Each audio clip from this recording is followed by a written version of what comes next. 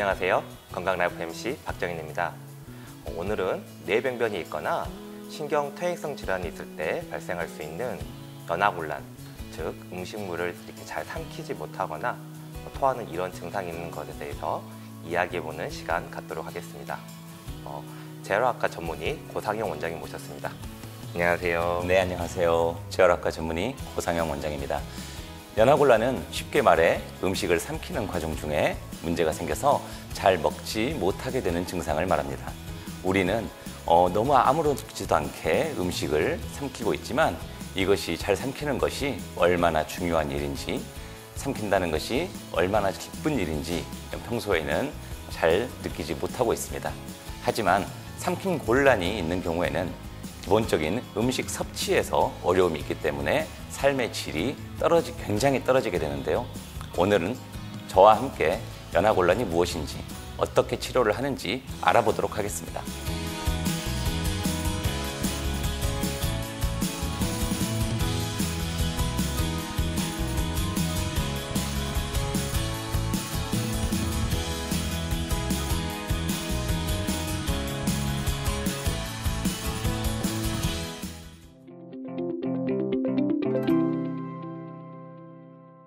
원장님, 우선 연하곤란 이러면 말이 너무 좀 어려운 것 같은데요.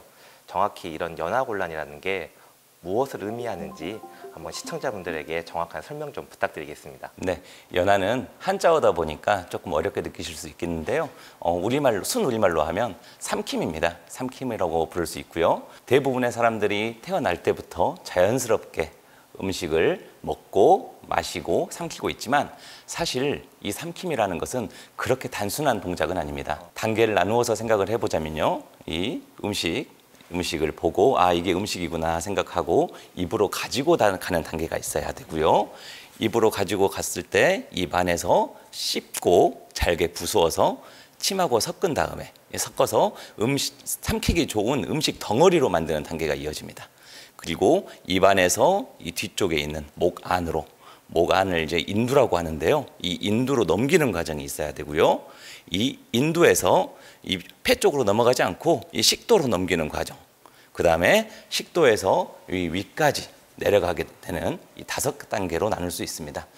이 단계 중에 이제 중추신경계, 그리고 뇌신경, 그리고 이 얼굴하고 목에 있는 이 수많은 근육들이 한꺼번에 이제 조화롭게 각자의 역할들을 하면서 순차적으로 이 음식물들을 짜주고 내려주어야만 비로소 안전하게 삼킬 수 있는 것입니다.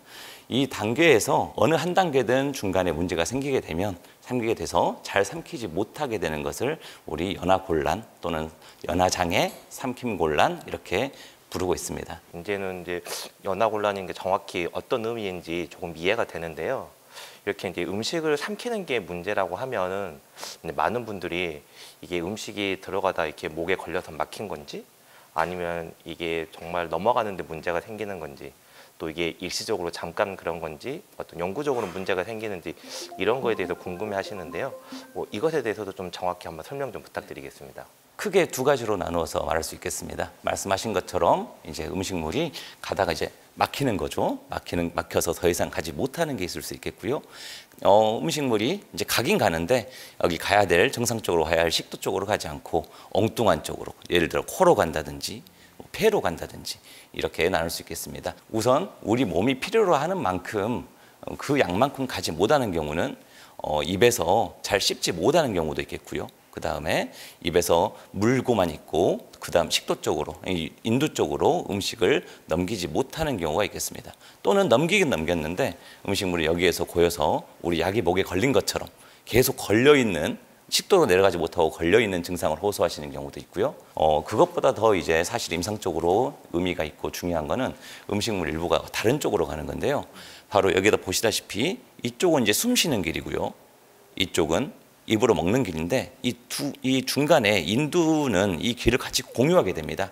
이 음식물이 이 식도로 가지 않고 이 폐 쪽으로 넘어간 경우에, 이런 경우에는 폐렴이라든가 질식을 일으킬 수 있기 때문에 이제 더 임상적으로는 상당히 상당히 힘들 수 있는, 중요할 수 있는 문제가 됩니다.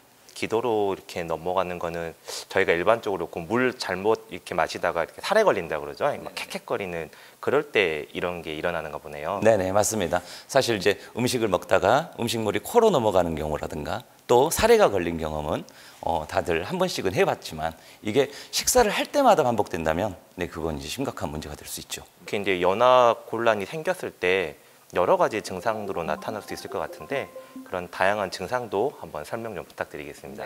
정말 다양한 증상이 있습니다. 예, 구강기의 증상으로는 이제 고체 음식을 잘 씹지 못하는 경우도 있고요. 입에 계속 물고 있는 경우도 있고, 네, 음식을 입 밖으로 흘리는 경우가 있고요. 그리고 인두기의 문제로는 말씀하셨던 사례가 들리는 증상, 그리고 음식을 먹기만 하면 목소리가 젖은 목소리라고 하는데 목소리가 쉬어 있어 쉰 목소리가 나오거나요. 그리고 음식이 목에 남아있는 느낌이 들기도 하고, 그리고 심한 경우는 질식이 일어나는 경우도 있습니다. 식도기의 문제로는 이 목에서 걸린 느낌이 아니라 이 가슴이 계속 식사한 다음에도 답답하게 걸려있는 느낌이 드는 경우도 있고요. 식사 후에 기침이 계속 나거나 음식이 역류해서 입으로 다시 나오기도 합니다. 네, 그 외에도 체중이 눈에 띄게 감소하거나 네, 자꾸 폐렴이 반복되는 경우도 있을 수 있고, 삼키기 쉬운 음식을 선호하다 보니 삼키기 힘든 물 종류는 삼키기 어렵거든요. 그런 물 종류는 자꾸 의식적으로 피하게 되어서 탈수가 오기도 합니다. 별거 아닌 것처럼 생각했는데 정말 다양한 증상이 생길 수가 있네요. 그러면 이제 어떤 병이 있을 때 항상 그 원인이 중요한데 이런 연화곤란이 생길 수 있는 원인이 어떤 것들이 있는지 한번 설명 좀 부탁드리겠습니다. 많은 신경계와 근육들이 관여하는 과정인 만큼 아주 다양한 원인이 있을 수 있습니다. 가장 흔하게 연화곤란을 일으키는 병은 사실 뇌출혈이라든가 뇌경색 같은 뇌졸중입니다. 전체 뇌졸중 환자의 약 20%가 3년 후에까지도 연화장애를 계속해서 겪을 만큼 뇌졸중에서 연화장애는 흔하고 심각한 문제가 되고요. 그리고 파킨슨병과 같이 이제 퇴행성 뇌질환 같은 경우도 병이 진행됨에 따라서 계속 연화장애가 점점 심해집니다. 많이 알고 있는 루게릭병과 같은 신경계 질환이 있겠고요. 그런 경우에도 연화장애가 일어나고 근감소증이 있는 경우에도 연화곤란의 원인이 되기도 합니다.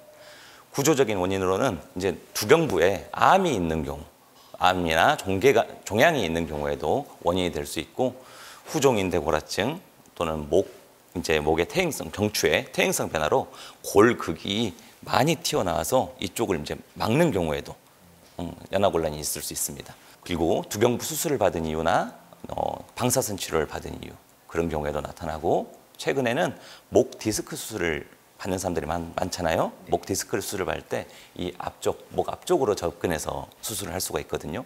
이럴 때도 연화장애가 수술을 받은 이후에 한참 동안 나타나는 경우도 많습니다. 혹시 그러면 어떤 다른 질환에 동반돼서 이런 연화곤란이 생기는 경우도 많이 있을 것 같은데요. 이런 연화곤란 증상이 있으면 사실 저도 딱히 어디를 가야 될지 떠오르는 사실 과나 병원이 없는데 혹시 어떤 병원이나 무슨 과로 가야지 정확한 진단과 치료를 받을 수 있을까요? 네, 연화장애를 전문적으로 진료하는 의사에게 진료를 받으시면 됩니다.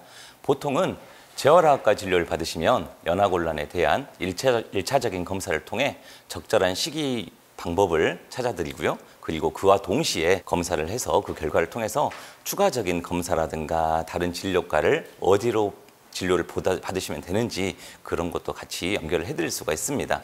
두경부 종양이 의심된다면 수술적인 치료를 위해서 이비인후과를 연결을 해드릴 거고요. 뇌질환이 의심된다면 바로 이제 머리에 MRI를 찍거나 또는 이제 신경과 진료를 안내해드릴 수도 있고, 그리고 아까 말씀드렸던 척추, 경추의 문제라면 수술을 받을 수 있는 정형외과나 신경외과를 안내해드릴 거고요.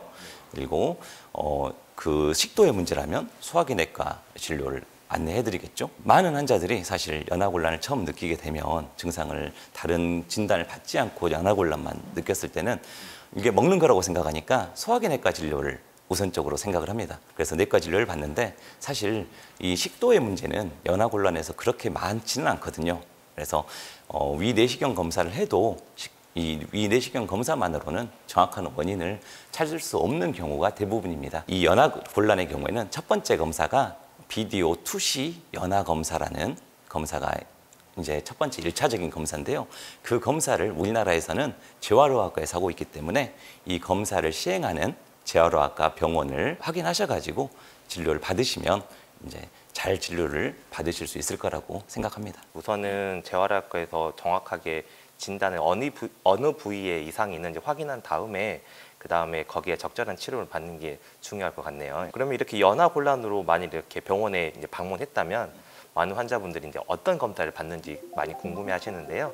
어떤 검사를 받게 되는지 한번 설명 좀 부탁드리겠습니다. 우선적으로 시행하는 검사는 앞에서도 말씀드린 BDO 투시 연화 검사라는 검사를 시행하게 됩니다. 뭐 간단하고요. 물이라든가 이 미음, 죽, 요거트, 밥, 뭐 쿠키라든가 바나나를 쓰는 경우도 있고, 우리가 일반적으로 먹는 모든 어떤 음식들, 많이 먹는 음식들을 이제 종류별로 놔두고 그 다음에 먹을 수 있는 조영제를 섞어서 엑스레이로 투시해서 그 먹는 장면을 이제 보게 되는 겁니다. 이제 보면서 관찰하는 검사고요. 이를 통해서 연화 장애가 있는지 없는지, 그리고 있다면 어느 정도나 심한지, 그리고 그뿐만 아니라 연화 장애의 원인이 어느 쪽에 있을 것 같은지 그런 부분도 어느 정도 의심을 할 수가 있고요. 뿐만이 아니라 어떻게 하면 안전하게 드실 수 있는지, 이제 검사 중에 점도도 늘려보고 또는 여러 가지 다른 보상적 방법들을 시험해 보면서 안전하게 드실 수 있는 방법까지도 찾을 수 있는 검사입니다. 그리고 그 이외에도 뭐 실제로 직접 눈으로 이제 성대라든가 이 인두 부위를 확인하는 내시경 검사를 보통은 이비인후과에서 많이 하고 있고요. 그리고 연화 신티그라피나 후두 근전도 검사 같은 것도 필요하다면 추가로 시행할 수가 있겠습니다. 모든 병이 마찬가지지만 이제 치료가 이제 제일 중요할 텐데요. 이러한 검사를 받고 나서 진단받은 후에 치료는 어떤 과정을 통해 진행되는지 한번 설명 좀 부탁드리겠습니다. 고칠 수 있는 선행질환이 있다면 그에 대한 치료가 당연히 먼저 필요합니다. 그리고 그 치료를 할 때까지 연화장애가 있고 이게 폐렴이라든가 이렇게 심하게 악화될 수 있기 때문에 그 선행질환을 찾아가는 과정과 동시에 사실은 안전하게 그동안에도 음식을 먹을 수 있는 방법들을 안전하게 삼킬 수 있는 방법들을 찾아야 합니다. 보통은 음식물의 성상, 그러니까 점도와 경도를 바꿔줌으로써 안전하게 식사를 할 수 있습니다.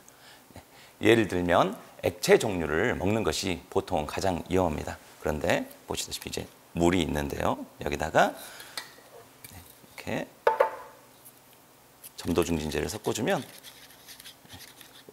물이 걸쭉해지면서요. 이렇게 해서 그렇죠. 걸쭉해지기 때문에 안전하게 먹을 수 있어서 보통 이제 밥 먹을 때 국에다 섞어서 드실 수 있도록 그렇게 안내를 해드리고요.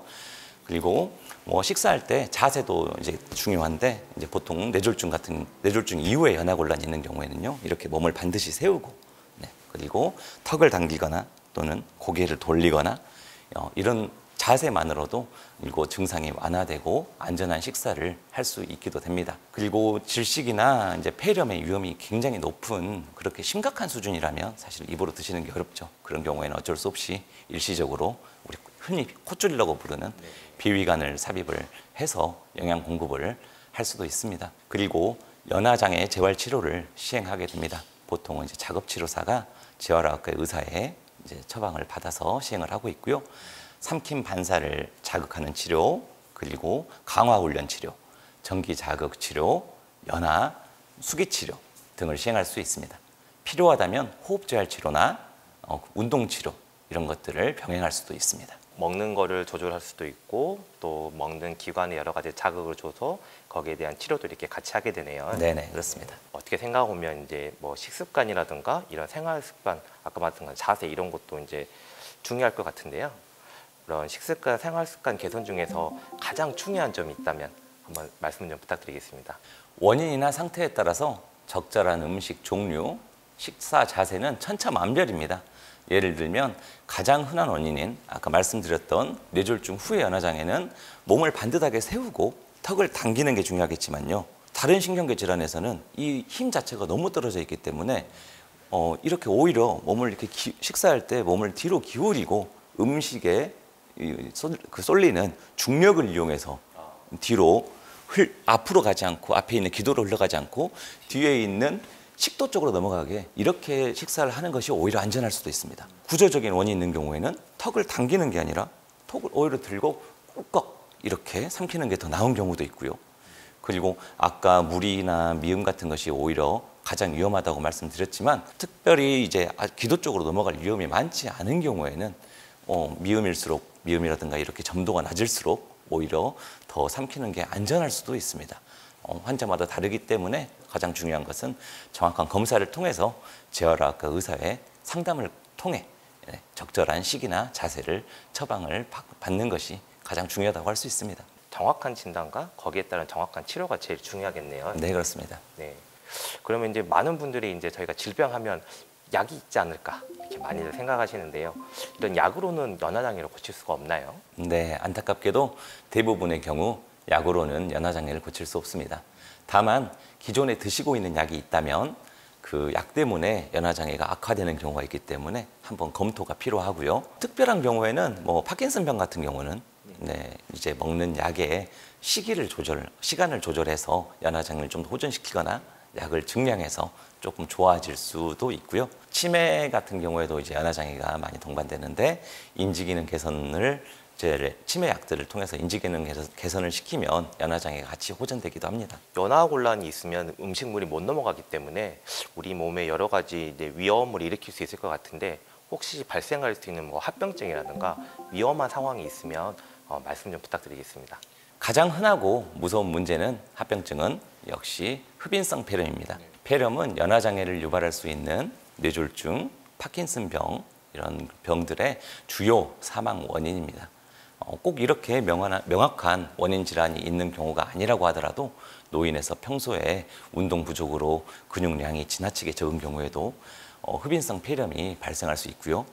폐렴은 국내 사망 원인 3위에 해당하는 이제 치명적인 질환입니다. 그 외에도 음식물이 기도를 막아서 질식이 발생할 수도 있습니다.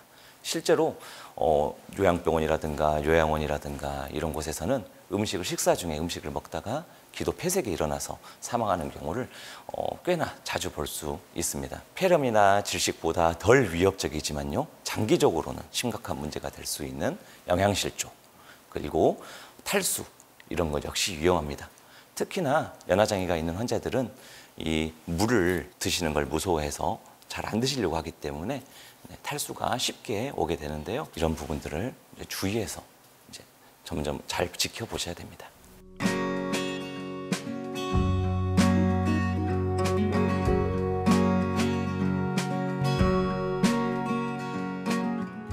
이런 연하곤란은 원인도 다양하고 증상도 천차만별이기 때문에 정확한 진단에서 정확한 치료를 받는 게 가장 중요할 것 같다는 생각이 듭니다. 이번 시간에는 이런 연하곤란에 대한 시청자분들의 궁금증을 들어보는 시간 갖도록 하겠습니다. 아버지가 뇌경색 이후 연하곤란이 생겼습니다. 사람마다 다르겠지만 일반적으로 치료 기간이 얼마나 걸릴까요? 정말 환자마다 다릅니다. 뇌졸중이 발생한 부위에 따라서도 다르고 심한 정도에 따라서도 달라서 그걸 말씀드리기가 어렵습니다. 다만 처음에는 뇌졸중 환자의 약 40%에서 연하장애가 발생하는데요. 그리고 발병 후 3개월이 지나면 그 절반인 20% 정도로 감소하고요. 이제 6개월이 지나면 18% 정도로 2% 정도 감소합니다. 하지만 이제 그 이후가 되면 발병 후 3년, 5년이 지나서도 거의 호전이 없어서 발병 5년 후 시점까지도 뇌졸중 환자 6명 중 1명은 뇌졸중 환자에서 삼킴장 기능에 장애가 지속됩니다. 어머니가 목 디스크 수술을 받은 이후에 연하곤란을 호소하고 있는데요. 수술하신 의사 선생님은 좋아질 테니 기다려보라고 했지만 먹는 것이 어려우니 더 약해지는 것 같아 답답합니다. 이런 수술 이후에 연하곤란이 생기는 이유는 뭔가요? 목 앞쪽으로 접근해서 경추 수술을 받은 경우 연하곤란은 생각보다 흔하게 볼 수 있습니다. 수술 중에 목 근육이나 식도 등의 조직들을 옆으로 젖힐 수밖에 없는데 이런 과정 때문에 일시적으로 기능에 어려움이 생길 수도 있고요. 경추를 유압하기 위해서 넣은 장치들이 삼키는 과정에 걸리적거리게 될 수도 있습니다. 다행히 수술 일주일 정도면 좋아지는 경우가 대부분이고요. 한 달 이상 계속해서 연하장애가 지속되는 경우는 10% 이내라고 합니다. 이런 경우에는 연하재활 치료가 도움이 될 수 있기 때문에 재활학과 진료를 받아보시는 것이 좋겠습니다.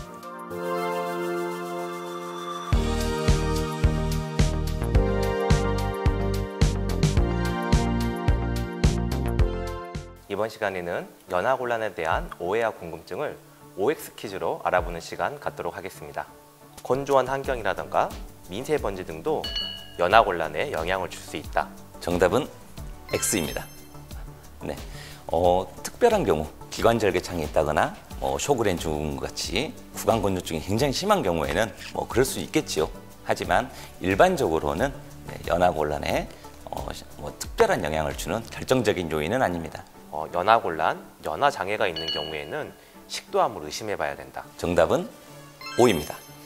식도암 또한 연하장애를 일으킬 수 있는 수많은 원인 질환 중 하나이기 때문에 식도암도 염두에 두고 검사라든가 치료가 필요합니다.